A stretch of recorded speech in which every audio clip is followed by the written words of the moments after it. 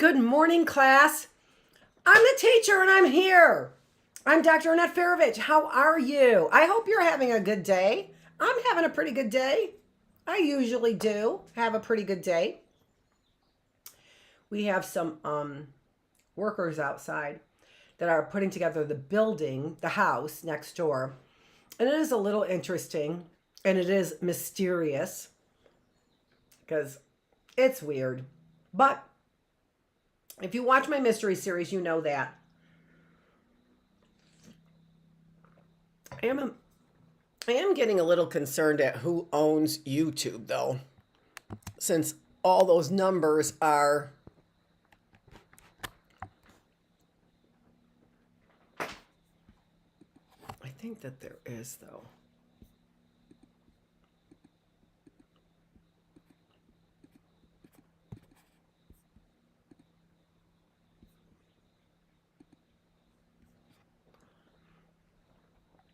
I accidentally unplugged and now I can't record all of a sudden. So if you want to screw with this like you guys usually do, I won't actually probably have a recording of it. But you also think that nobody's watching, so. Let's go through the house here. Here's where I keep all of my books. There's my bookcases right there. There are my two boys in the background. There they are. I'm giving away these books over here.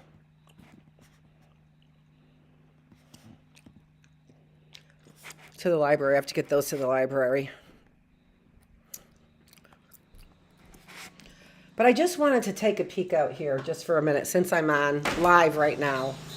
And just take a peek out there. The other day they kind of enjoyed it. Didn't need Snaggletooth way up close. But I'm pretty sure that they also do a little posing for me whenever I have this out there. Oh, it just started raining. So they'll have to go in. But I was just showing you the back walls there. It looks like they're putting up the walls over there. So, yeah, it started pouring rain just now. Somebody doesn't want me recording. I didn't know if they were, which is just fine. I mean, it's just fine. If the owner doesn't want me recording, I don't want to record. Look at that. Those are all my books. Restocked my bookshelves with the new books that I got. Those aren't all my books. I have plenty of books way back there too, if you see.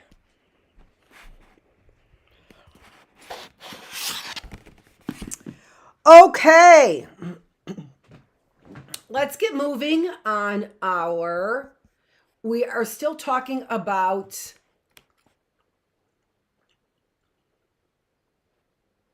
I'm watching over there now as I'm walking through the house to see what it looks like. I have to keep an eye on what the YouTube video is doing. I need to keep an eye on it. But, darn it, I don't have that configured correctly, and that's just making me mad. Because the other one was just fine. Oh! Oh! Guess what? It's recording now. So, for the record, I went outside. Now it's recording. That's kind of interesting too, right? Didn't record that stuff out there. There are no coincidences. But all coincidences are not divine. Just saying. My hair looks so silly. I don't even know what's going on. Okay. With this side. This is the side I don't know what's going on with. So we're talking about emotional intelligence and emotion regulation. And with emotion regulation, it isn't that we don't get anxious or that we become stoic, right? I mean, you know what, I'm sorry, because I'm going to be looking at that, and it's going to take me a second to do that. So I'm sorry, I got to go fix that, and it's going to take me 2 seconds. I'll be right back. Talk amongst yourselves. She said it.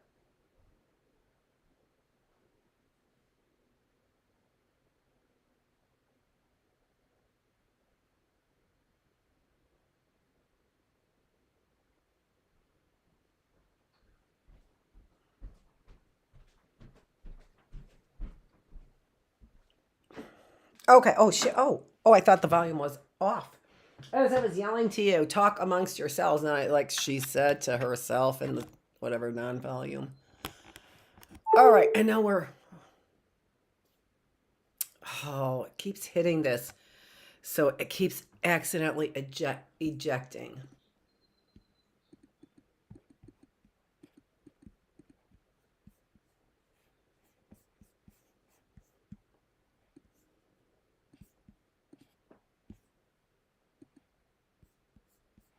It'll start recording.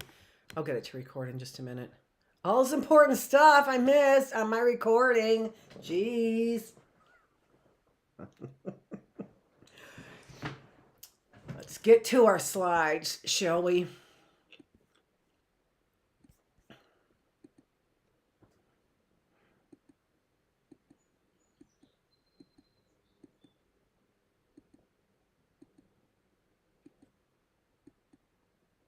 Okay. I explain these. This cannot even be, you cannot even be serious. Give me a sec.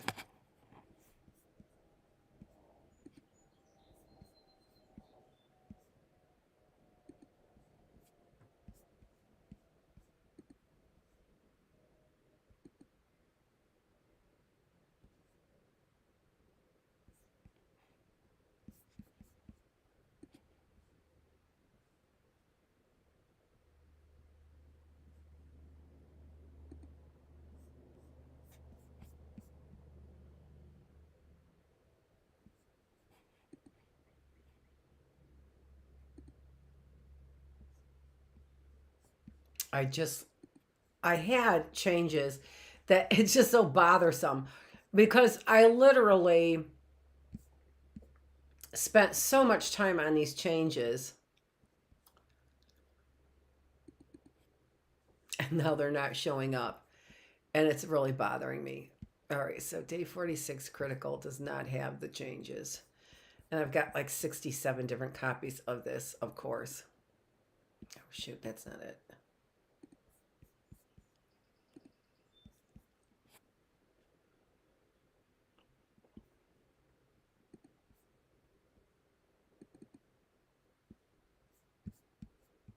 What in the world was I working on? I just can't believe this.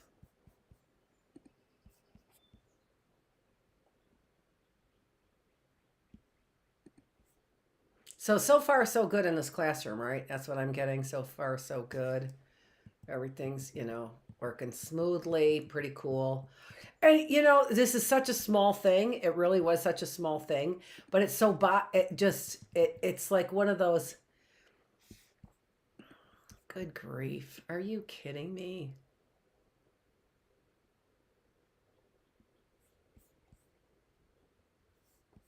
All right, let me take one more peek around here before I call it quits.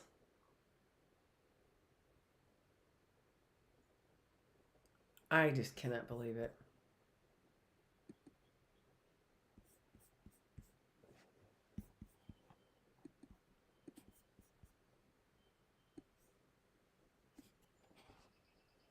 It's one of those things you did something.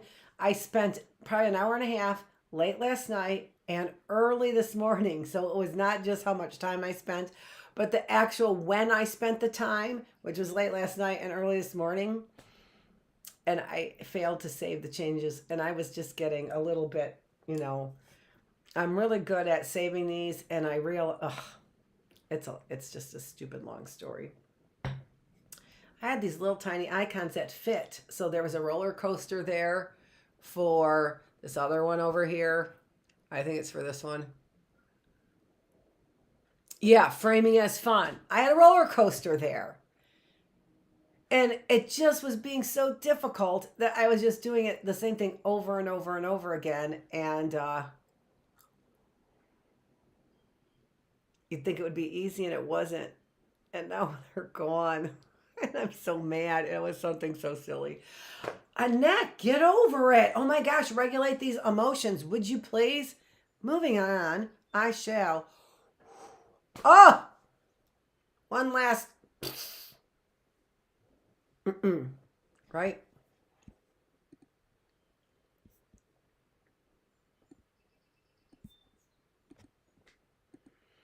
Not that it mattered anyway, because we already talked about that. So what did it matter anyway? I don't even know.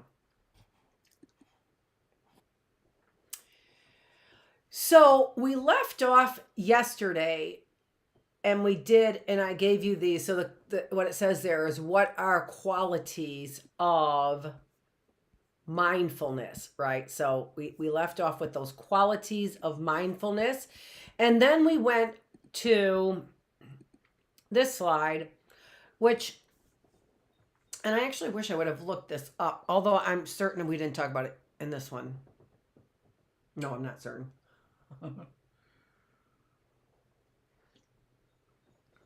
But I'm pretty sure we did not. But in case, it doesn't really matter. Actually, you know what? I know. You're like, "Wah! I have ADHD, Dr. Feravich. Now what are you doing to my brain?" Here's where you might want to start on the video. Maybe.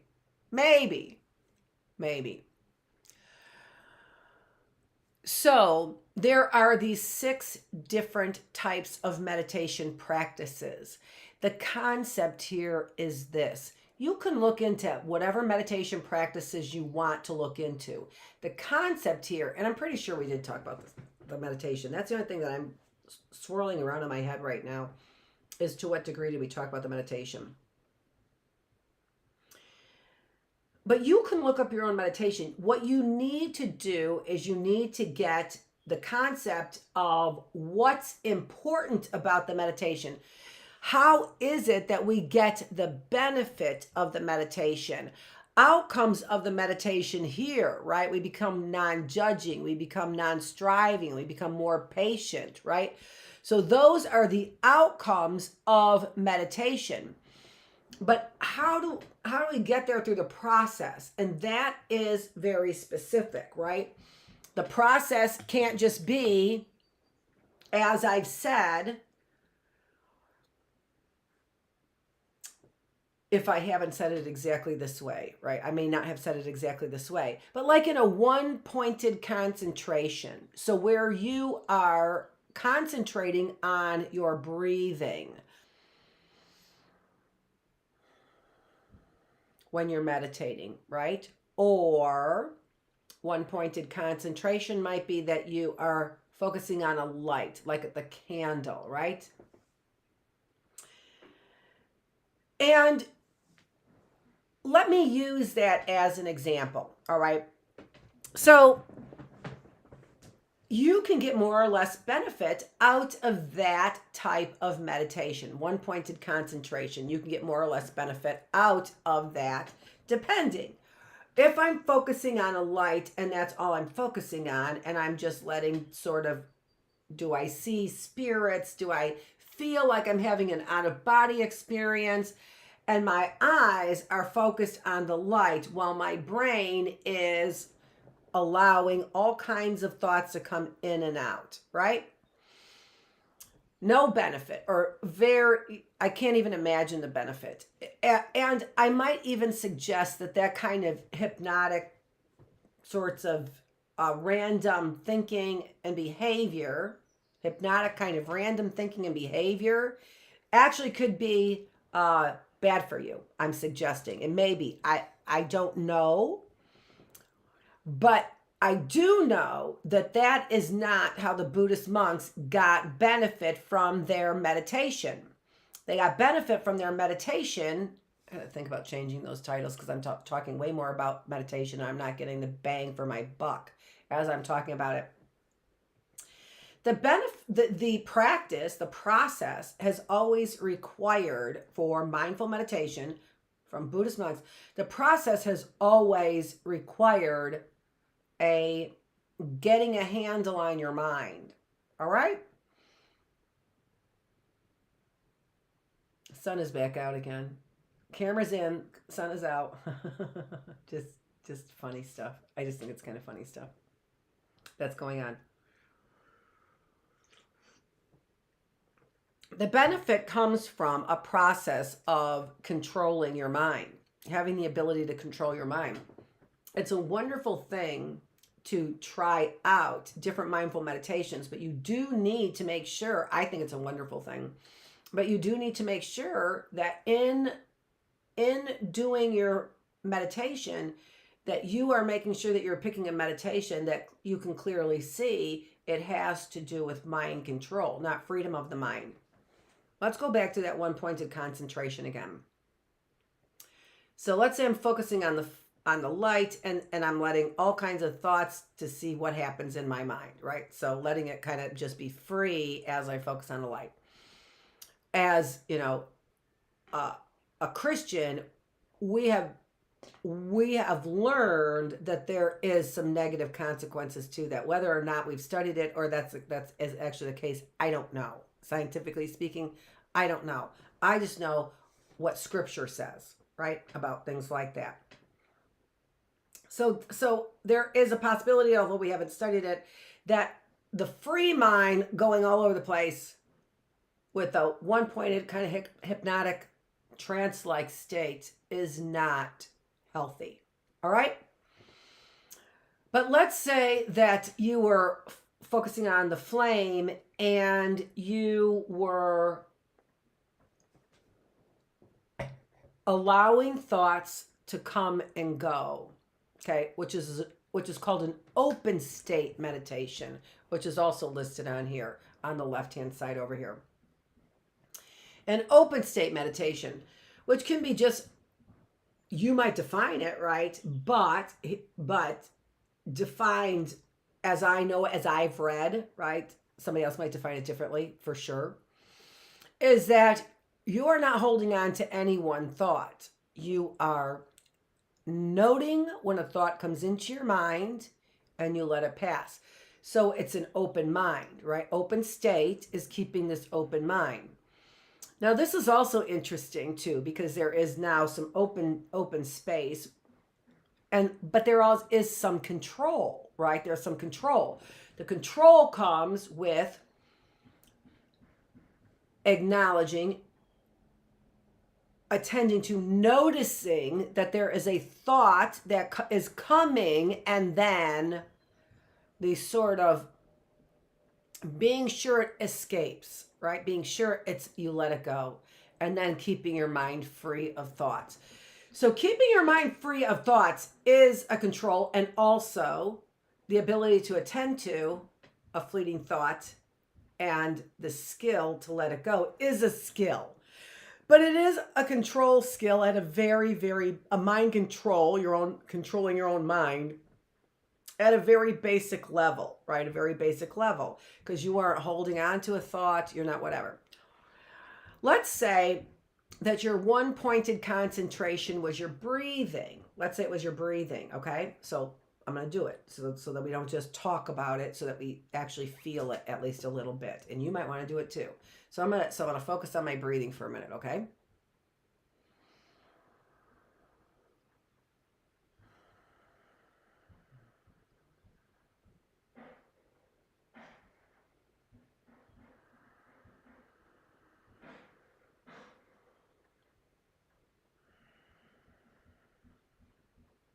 Okay, now in focusing on our breathing, you can see there's a lot of control there, isn't there? Especially if you're doing it correctly, right? So I can focus on my breathing and be like, all right, so that's what I was focusing on, right? I was basically panting, right? Or I can focus on my breathing as one should in meditation, which is 4 counts in, 4 counts out. I usually hold it a little bit as well too. And what you're doing in that process clearly is more control, right? Clearly is more control, 4 counts in.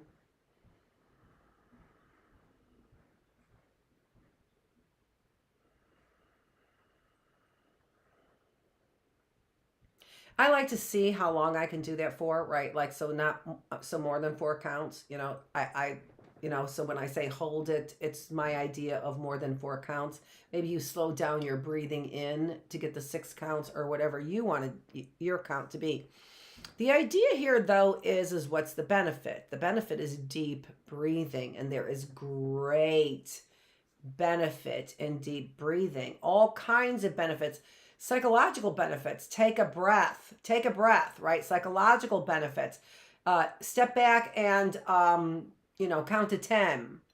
A psychological, that, somebody can count to 10, that could be irritating, right? That could be irritating. It could be, but take 10 seconds to breathe, right? Do that, all right? That can be very helpful and requires control. In particular, if you are upset like this, right? Take a second and, right? But in doing that, get your mind clear as well. Fifth Third banker Sheila Johnston. It's not just about taking a breath. You're supposed to benefit from it. Clear your stinking mind. When your emotions are low, your cognitions should be higher. And they will be.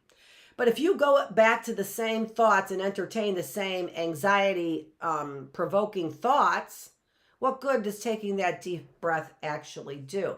That is demonstrating zero control. It's a mind control thing. The benefits to your body come in deep breathing. The benefits to your body also probably come in better choices in problem solving as well. So we have, and that is more of an open state, but let's say that you decide it's a one-pointed concentration. What you're concentrating on is your breath, which is very often the case in Western meditation, right? You concentrate on your breath. But more often on your breath. More control. So you could see that there are, names of meditations. There are short explanations of the meditation. There are probably longer explanations of the meditation for those who are knowledgeable enough to know that you need to incorporate the deep breathing, right? So that takes time. It takes effort. It takes energy to, especially when you're heightened, when your body is heightened, right? When your body is heightened, there's your breath right there, right? When your body's heightened, no matter what you're doing, you could be running a race, you could be, making out with somebody. When your emotions are heightened, where's your breath, right? Oh my gosh, I got to pull those emotions down. So a person who does a mindful meditation that is a one-pointed concentration, where the one-pointed concentration is on the breath, and in doing so, they are incorporating real deep breathing, 4 seconds up, 4 seconds down, right? Or more, 6, right? Where they are incorporating deep breathing and really getting to make sure that your diaphragm, which is a muscle, is pulling in that air so that you are getting the lungs filled up, right? In those little tiny aeolas, I think is what they are. Those little tiny bronchial tubes, but the real tiny ones begins with an A, right? So you're getting your breath all the way down into, I think that's what it is, but now I'm thinking of that garlic sauce thing too. So it's not garlic sauce thing, right? It's not that. It's not that. And it's not the other thing I'm thinking of too. It's not that with the R. It's not that either.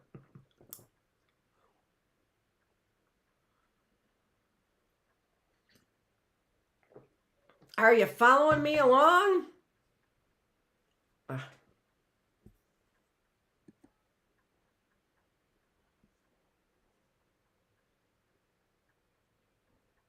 I'm disappointed I haven't been recording again.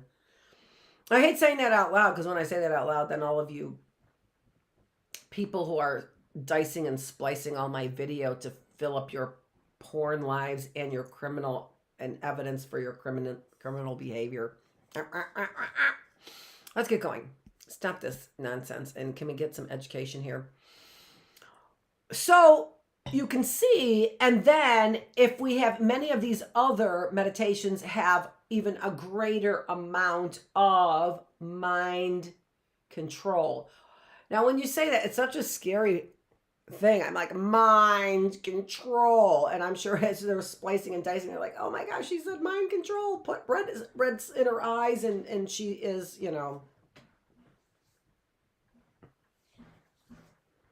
Joe McCarthy, Darren McCarthy. I don't even know. Favorite person now, because now I've got some good video with her going mind control.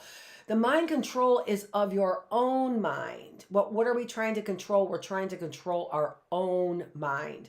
Now, don't forget what I've said about that. We have balance as well. Balance in everything. We can't be walking around controlling our every thought like we're some stoic robot either, right? I've got it all under control. Not that you wouldn't, but we also want to enjoy life, right? We want to take part in life. We want to engage in life. So it's not, and we want to have passion. We want to have appropriate emotions. Controlling our own mind and our body does not mean eliminating emotions. It means enjoying them, even when the emotions are uncomfortable, just like we were talking about in Joy Wilt's book. Again, referencing Joy Wilt's book, handling our ups and downs, right? There it is. Where we don't want to feel the uncomfortable emotions, but there are things we get from those uncomfortable emotions. So all we need to learn to do is regulate that anxiety, right? Regulate that anxiety that we feel when we feel the negative emotions, and then use that as the motivation to get the positive outcome. Remember, negative emotions are there. We're going to talk about in our spiritual class. We're going to talk about, does God, right? So we're made in God's image and likeness. So we did belongingness, right? So the idea of this unity, right? Not even just a unity, but a trinity, right? And in a Catholic church. And what does that mean? A universal church. I didn't even talk about those things in the spiritual class, right? So we talked about those belongingness, and then we went on to, is God surprised? And my take on that, my spin on that was, is God delighted with us? And in fact, I'm going to think of a few more things too about that, because from Old Testament, is Old Testament God delighted in us? We know Jesus is delighted in us. Was Old Testament God delighted in us? I don't know. I got to look it up. It was first put in Old Testament, though, that he delights. He delights in the behavior of his good children is basically what it says.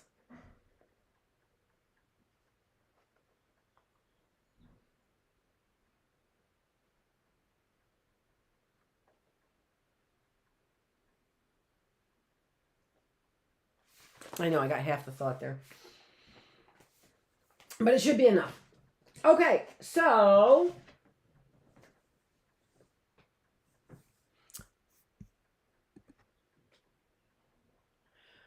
remember that whatever, this is again for your research, for your deep dive, right?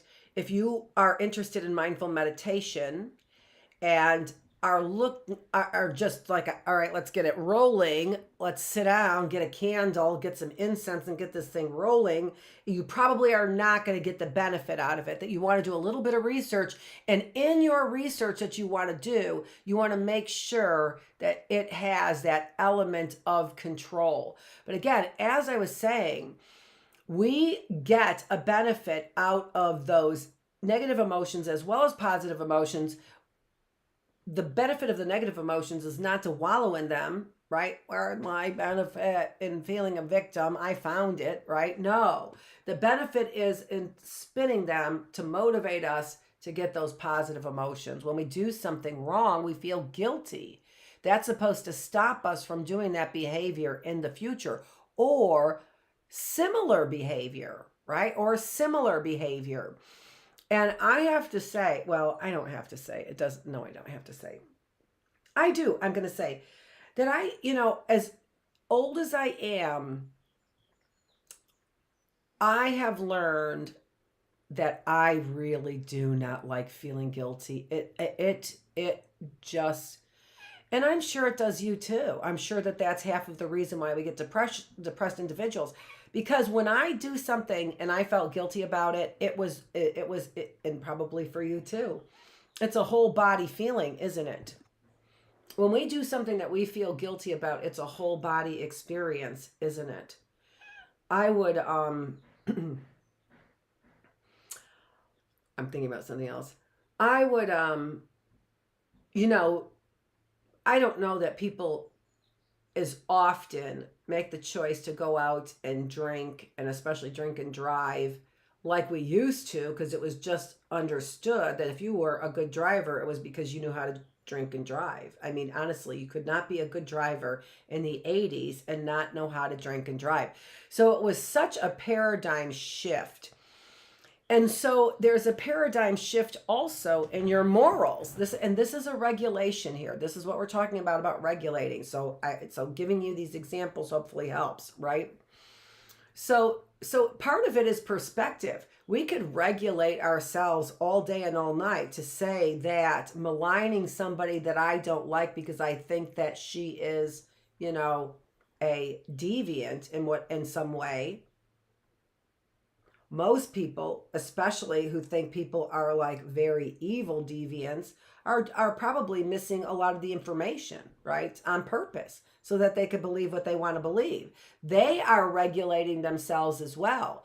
They are picking and choosing what to see, what to process, what to believe, right? They're picking and choosing, and they ignore the rest of it. All of it is regulation. All of it. But let's say that people regulated themselves to believe I'm the person that they're trying to make believe I am. And let's say that you regulated yourself really effectively because you are pro, or anti. You're pro this, you're anti that, and Dr. Feravich is violating those things, right? So you regulated yourself to believe those things, right? So, and that would be, because the truth of the matter is that I'm a teacher and I'm a really good teacher. And I have been what you see, and I've been in front of people for many, many years. And whether or not skeletons come out of and I don't have, we all have skeletons, but I don't have any, I don't have a packed closet. Let's just say that. My closet isn't packed at all, right?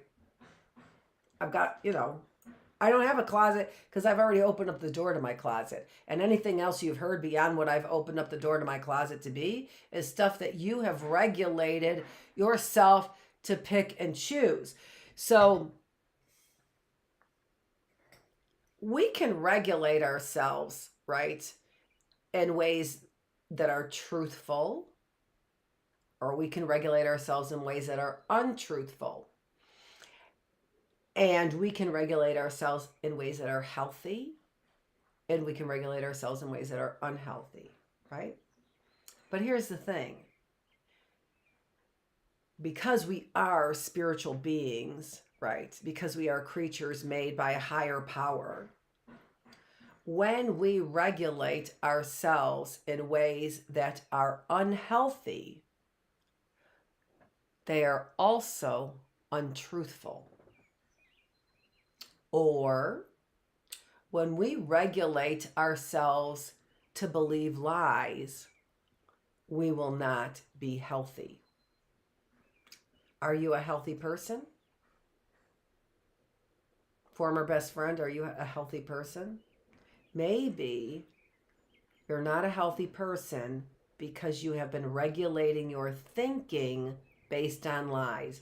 I'm going to go through that one more time.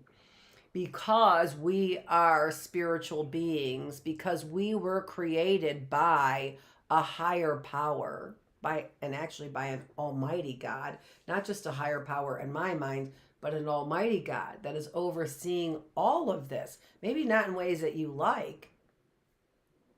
Still, you're not an almighty God. So, shut up about what you like and don't like about the way that he's regulating this. He's regulating it so you stop with your head up your ass believing all the lies. Stop it. Stop believing all the lies. You are unhealthy because you are spewing lies. And we know that in every sense of the word, lies will destroy your health in every sense of the word. Lies will destroy your physical body. Lies will destroy your mental health. And lies will destroy your emotional health, your spirit, and all of that combination, all the dynamics between, right? Your thinking and your feeling. Lies will destroy your ability to regulate. Lies will destroy your ability to regulate. The reason why your lies won't hold fast is number one, because there's going to be a whole bunch of dysregulation in your past. So your lies won't hold true because there's a bunch of dysregulation in your past. And there's a bunch of regulation in mine. There's a bunch of regulation, right, in mine. So I'm not only showing you with my words, I'm not only telling you with my words, I am showing you with my action. And of course, and this isn't for the dramatics of this. It's not for the dramatics of this. It's to wrap your brain around what I'm saying. If you can only prove your point after I'm dead and gone, then how is that point based in honesty? For all of you people who are still surprised I'm here and waiting for the final of me, is that when your truth is going to surface? Is that when your truth is going to surface? Is that when your video is going to surface? Because you think that only 6 people are watching my videos? Please, are you kidding me? I've heard feedback from DJT or TJG or whatever his name is. I did say it right, didn't I? DJT. I got it. It's rolling off my tongue now. DJT. We'll talk about the other stuff later on. So, you understand that there is a desirable way to meditate in order to get the desirable outcome. It just isn't throw a dart, close your eyes, get a candle, smell some incense, right? Can't be that. Cannot be that. Oh, what was that on my phone? Oh, I got distracted. Yeah, I meditated for 30 minutes today and, only got distracted 3 times in it. So I was really happy or whatever. Nobody meditates for 30 minutes. No novice meditates for 30 minutes. No novice meditates for 30 minutes. Well, unless you define him as a novice in, depending on how you define a novice, right? Because Davidson defined him as 3 years of mindful meditation. Okay. You're probably pretty good at it. Better than I am. Faux show.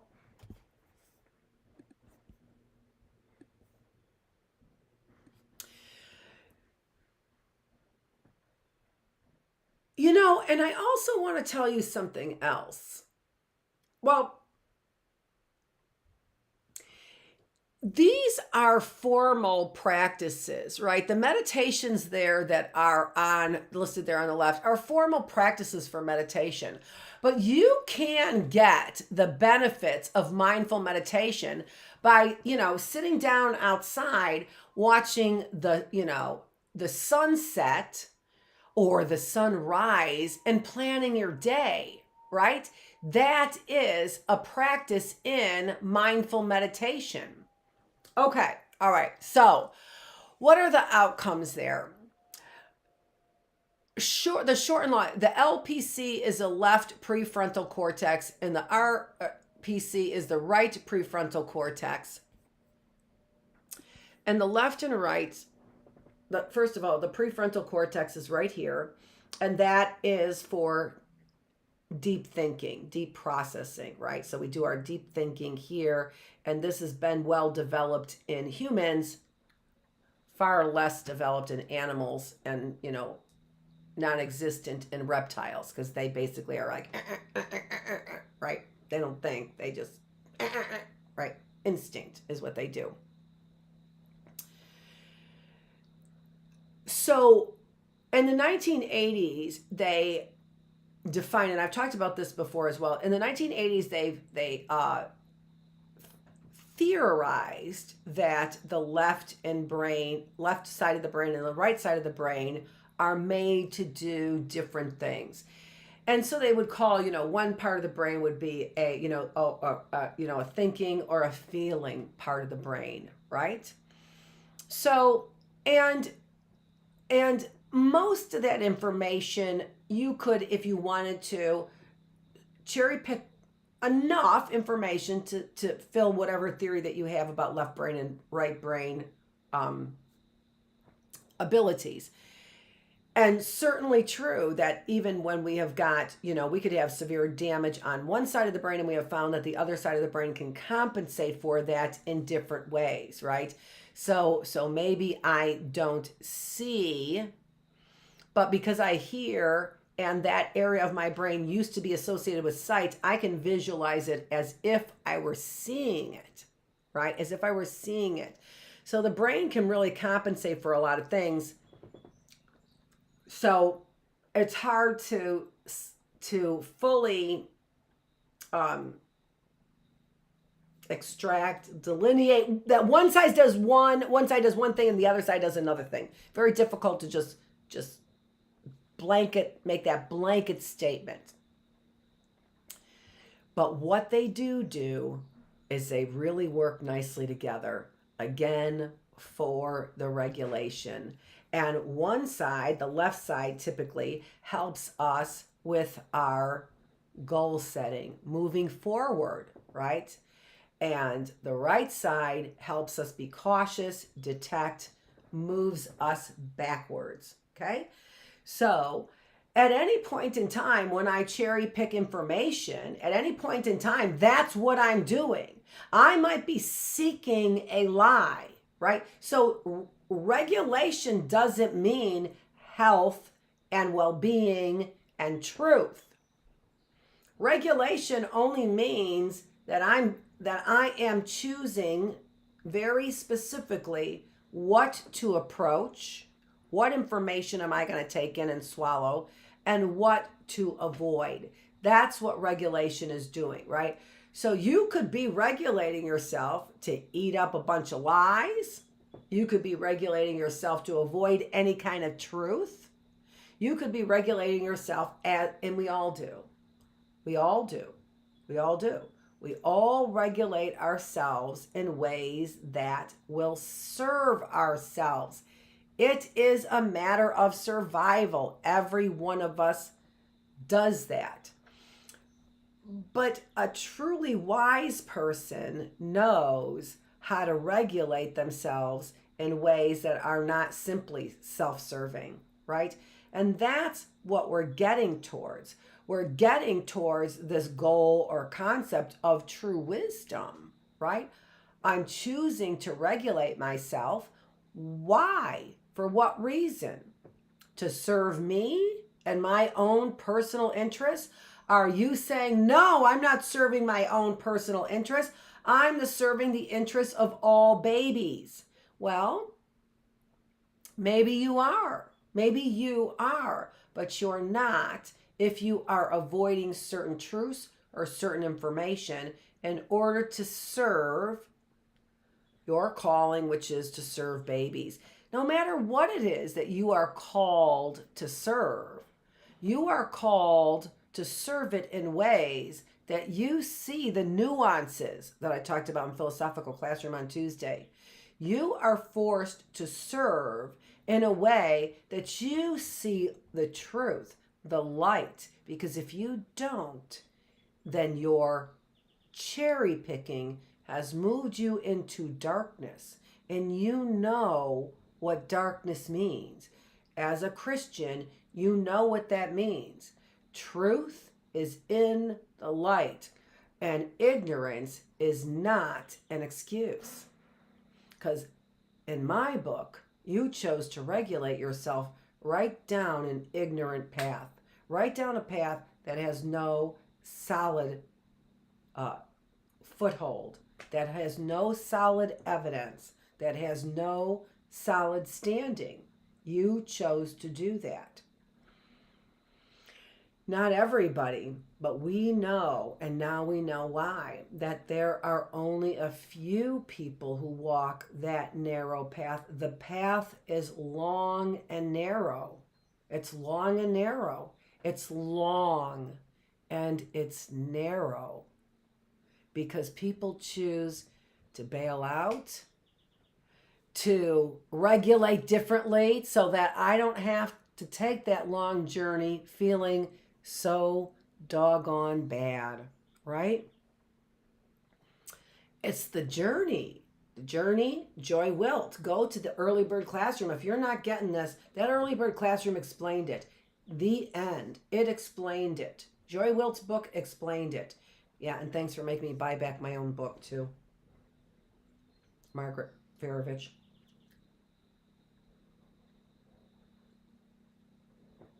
I know. My own sister-in-law looted, had her kids. No, she didn't. She threw her kids underneath the bus, her son, and had her son loot everything in the house after his grandfather died, as if he was entitled. Biggest example of entitlement that you'll see is from those right-wing fascists. I've said that before. Where are we on time? You're breaking into my lunchtime. I know, but we hardly got anything done. So guess what I'm going to do? I'm going to do another slide or two. Let's see here. So we can regulate ourselves into rumination. And there are definitions: passively and repetitively focusing on one's symptoms of distress. It's victimology. It is just bathing in victimology over and over again. It intensifies and lengthens periods of depression. And when individuals had higher levels of rumination, right? Time spent thinking about, in the second one there, earthquakes or the loss of somebody, it led to higher levels of depression 10 days after the event. So what you need to do is you need to try and strike a balance, is what I've said, between pleasant distractions and coming to terms with your feelings. And I have talked about in the past linkers before in this class, but it's worth the review. Linkers are when you have low level goals and you accomplish those in order to get to higher level goals. What pulls you out of rumination is a different type of regulation, right? A different type of approach, avoid. How do you do that? Well, you need to start.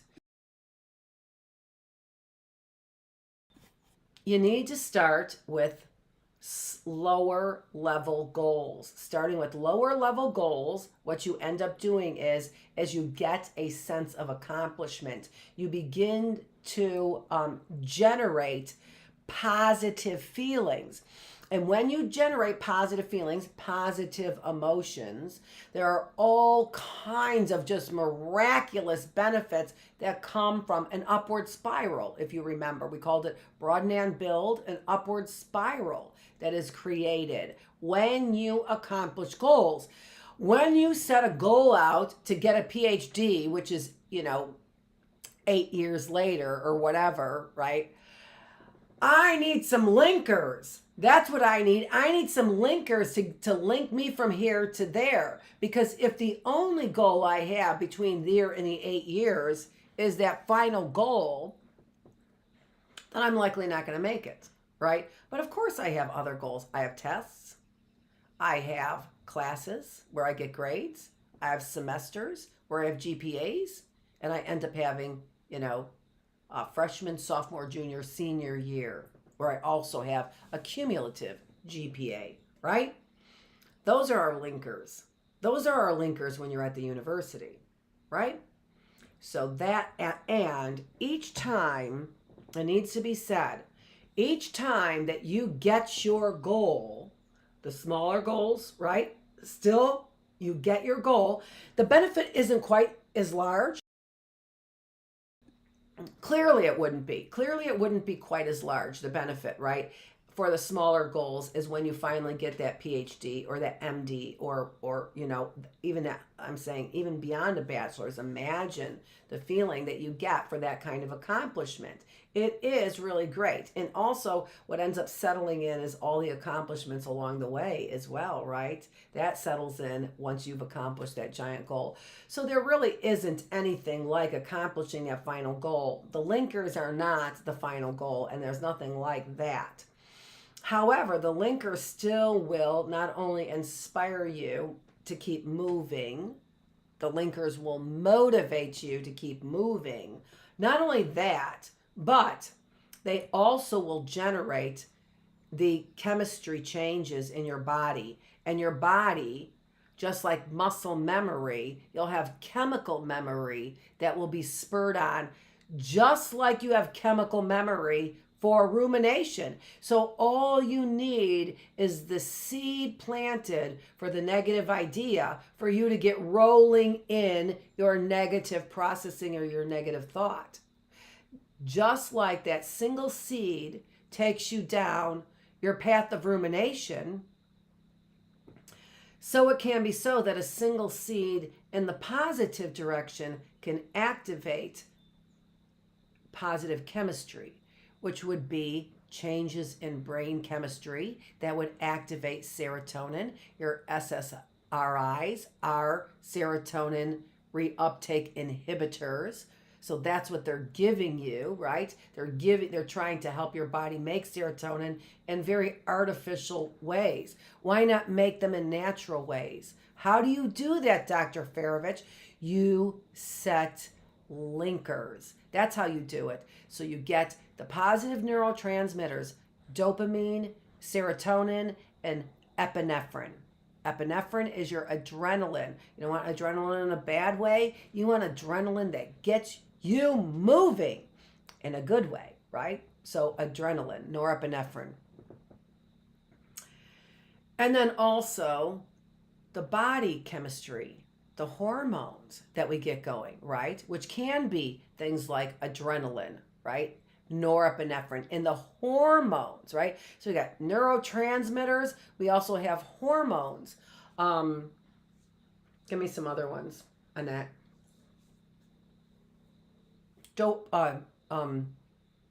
Oxytocin,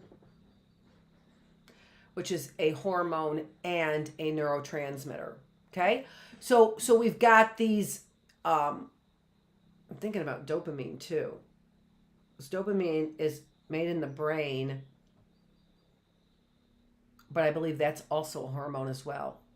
It's also, which means it goes into the bloodstream is what it means. So we've got chemistry in the brain, which are our neurotransmitters, but some of that chemistry goes into our bloodstream as well. And that would be a hormonal change. So to get those good hormones going, to get our body moving, beta endorphins, to get this body moving and thinking in a positive way, what's the practical way to do that? To get us out of rumination and those negative thoughts? Linkers, goals, big goals, higher level goals, and lower level goals to get to those higher level goals. This is Dr. Annette Feravich, and we will get to those branches. I promise you, there are branches. There's a tree coming up. It's not a tree, But there are branches to our emotional intelligence. I promise you we'll get there. We are going to be celebrating when we come back the 4th of July on Tuesday. So I will see you July 4th, 2023. This is Dr. Annette Feravich.